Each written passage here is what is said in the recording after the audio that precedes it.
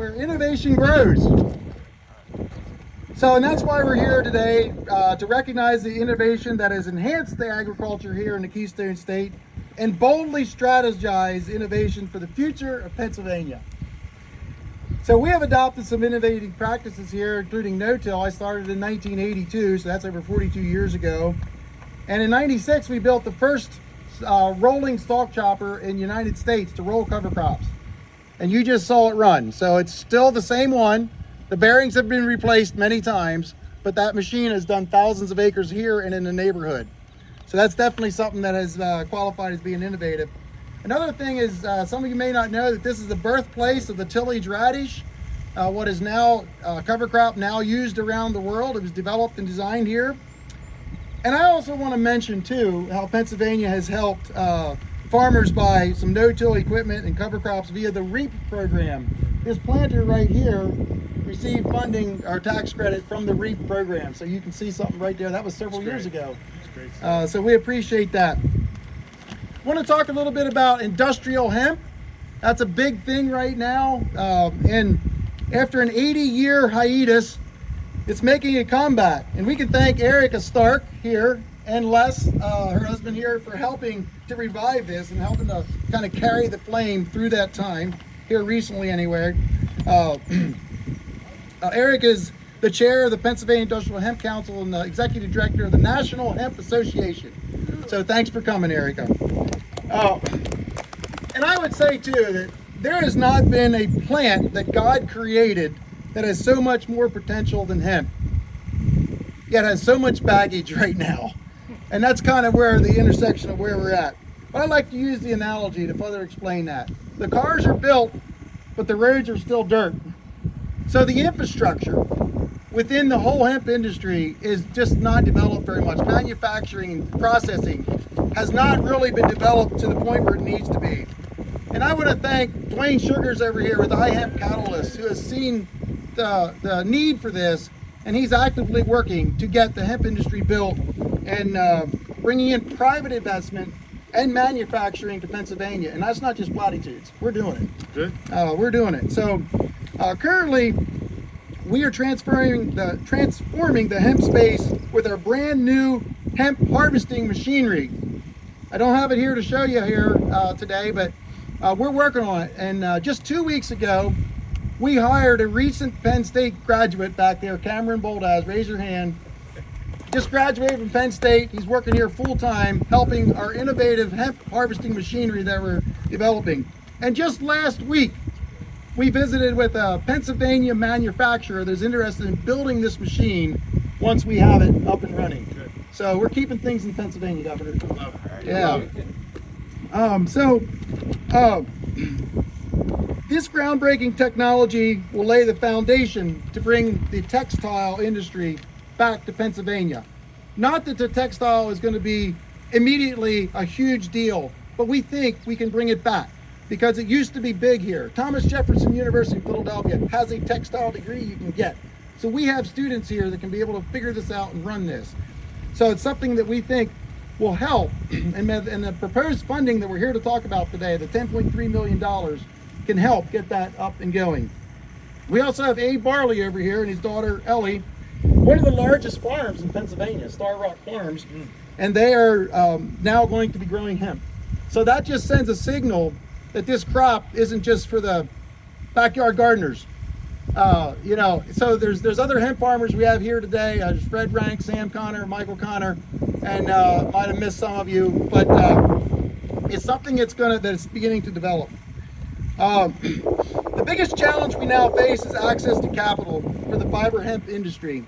Fortunately, some investors have taken the opportunity to commit to funding that we need to keep this hemp industry healthy. And David Link is here. David is from Young American Capital. He's from Colorado. He actually came here last week, and because of you coming here today, decided to stay over the weekend to be here today. So there's investors that are actively involved in this. And I will just say that in the context of this appropriations or this budget, what we're talking about here today, will help get investors to be more confident to invest in this space and all the innovation and so forth. So beautiful day, Governor. Good to be with you always. Thank you. It is nice to hear sort of the farm community and innovators like Steve and Jim, and just talk about what we're doing here. As we all know, the easiest day in agriculture is the day you plant something, right? The next 100 days are work, right? And that is where we find ourselves, and we are so blessed in this state. Just traveling down here today, when you see this landscape, the beauty that is here in York and Lancaster County, it's just amazing. So we are blessed to be here, blessed to be at this farm on a beautiful, beautiful day. Thank you to the No-Till Alliance. I want to say thanks to Jim Hershey and team. They're here today, but they've been with us for years of raising this sort of issue around conservation and stewardship and economics. And I want to say thank you to him. And as pointed out by Steve, some of the innovators around hemp who have been with us for years, to be at a moment now in this year, 7-8 years on, where we've seen really tremendous progress, but a lot of work, right? And it continues with this federal farm bill that is being debated as we speak. There's still things we have to do. But today is a convergence of several things. Certainly economics. It's a convergence around conservation. It is a convergence of the hemp industry and the progress that we have made. But it's also a convergence of innovation. And we see it on the landscape here on this farm. We know that innovation is the hallmark of Pennsylvania agriculture. We simply would not be here without the innovation. It allows us to respond to both the larger societal needs and the economics and the business needs of our farms, and certainly the expectations of all of us have as consumers for the environment. We see this here in a very prominent way today. With this resurgence has come the hemp industry. And for those who know the journey, it's been a long one since 2014, and then 18 and 19, and all the work that we've done over the years. But we're every day improving it, every day learning things about what the possibilities are with the plant. There are many things that we can do with it. We are steeped in history with hemp. We have townships named after hemp, right, in Pennsylvania. So we know it's important. But it's the innovators like the farmers here and Jim and Steve that really allow us to sort of fast forward 80 years in hemp. He's done incredible service for this Commonwealth for so many years. And I'm grateful that we were able to convince him not to retire and to instead join my administration. He's doing a hell of a job, Mr. Secretary. Thank you very, very much. It is wonderful to be here today at Cedar Meadow Farm, an opportunity for me to get outside, to learn, and to celebrate our rich traditions here in Pennsylvania when it comes to agriculture. You know, when I was talking to Steve earlier, by the way, when I say Steve, I'm just going to hold up his book. When I was talking to Steve earlier, you know, he and his wife are third generation here at this farm. I've been to so many multi-generation farms across this Commonwealth. There's something really wonderful about it. I mean, his son, the fourth generation, you may know his son, he prevented me from driving the tractor, and now the fifth generation, their grandson, who's preventing me from driving that ATV back there.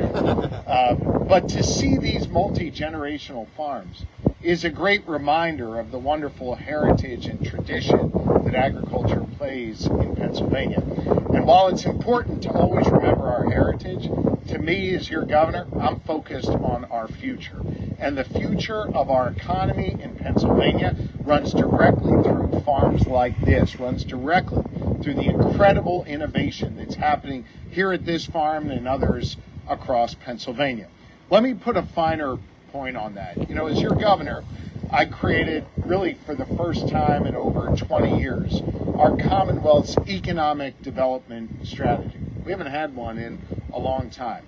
An economic development strategy that for the first time relies on what's happening here in the agriculture sector, what's happening here in our farms. No longer should economic development and the conversations around it just be limited to our big cities and our sprawling suburban office parks. It has to have a focus right here in ag. It employs 600,000 of our fellow Pennsylvanians, contributes $132 billion to our state's economy, frankly, it would be stupid not to focus on ag when we think about our future. And so we have been all in when it comes to lifting up our farmers, strengthening their hand, investing in our farmlands, investing in agriculture, and now we're attempting to invest a whole lot more in ag innovation. That tractor that your son was driving here, that's an example of ag innovation, an example of being able to create the crops on the ground that allow us, or the cover on the ground that allow us to grow crops that are healthier, allow us to grow more abundant of crops, and allow us to get more product out to market in a safe, responsible way, putting more money into the pockets of our farmers and making them the center of the focus, not just of ag, but of the innovation we need to do in order to be more competitive. We've got the best farmers in the nation. They need to have a stronger platform to stand on, and they need to be able to get their product out to market more effectively and efficiently. And that's where Secretary Russell Redding and I come in. We're trying to make meaningful investments in this budget, common sense investments in this budget to promote farming and ag across Pennsylvania, so that we can look at a farm like this and celebrate the fact that it's third, fourth, and fifth generation, but not have to worry about what the sixth, seventh, and eighth look like. And I mean this with all due respect to Steve. We want the sixth, seventh, and eighth generation to look even better than the second, third, and fourth. That's the whole idea behind this investment. Now listen, I'm literally the only governor in the entire country with a divided legislature. Think about that for a second. I got a Senate led by Republicans, House led by Democrats. So for us to get anything done, we need to have Democrats and Republicans support it. And you know what else we got to do? We got to compromise. And you know what? Compromise is okay. I realize in our hyperpolarized political times that some people view that word as a negative. I view compromise as essential to making progress in this Commonwealth, for us to be more competitive in this Commonwealth.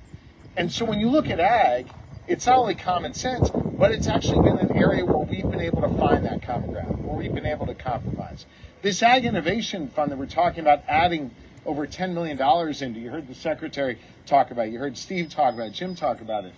It received bipartisan support in the Ag Committee in the House. It'll come through the House with bipartisan support and go over to the Senate.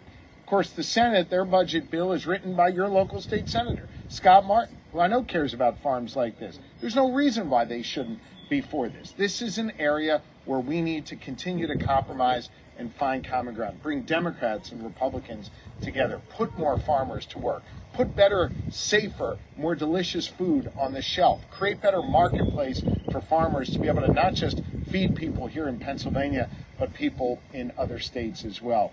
There are few things in life more noble, more honorable than farming, than putting food on the table of our fellow Pennsylvanians.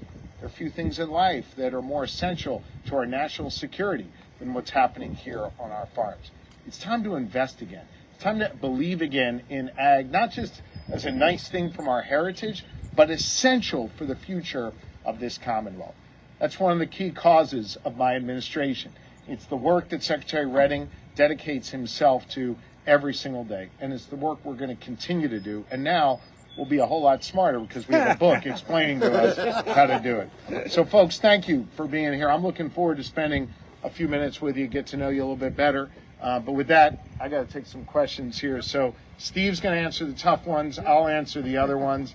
I look forward to your questions. Yeah, no. You know, always when the divisiveness about climate change always comes down to what's causing it. Well, in the context of here, so we all can agree, it doesn't really matter because what we're doing here helps to fix everything.